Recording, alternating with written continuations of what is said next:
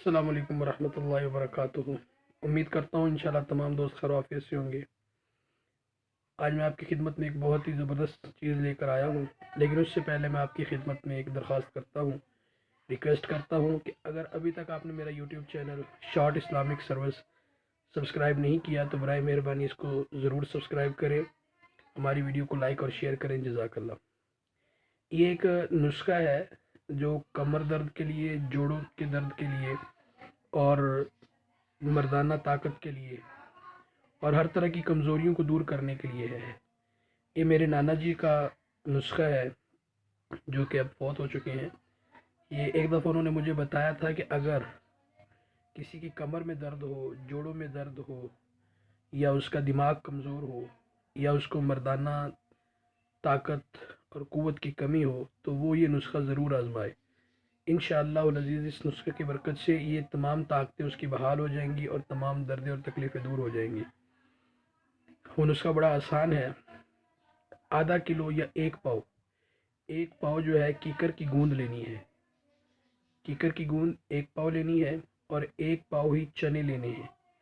چنے جو بھنے ہوئے ہوتے ہیں، جس کے اوپر چھلکا نہیں ہوتا، چھلکا اترا ہوا ہوتا ہے، ان دونوں کو الگ الگ جو ہے گرینڈر کر لیں، پیس لیں، پھر ان دونوں کو مکس کر لیں اچھی طرح۔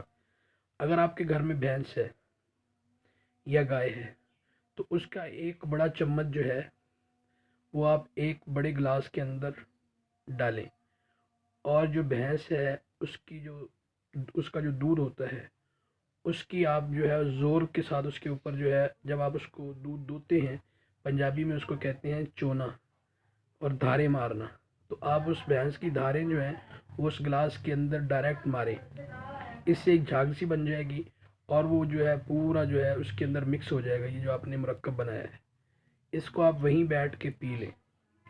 یہ ایک پاؤ اگر آپ استعمال کر لیں تو انشاءاللہ العزیز کے آپ کو بہترین نتائج آپ کے سامنے آئیں گے، اور اگر آدھا کلو کر لیں تو اور اچھی بات ہے۔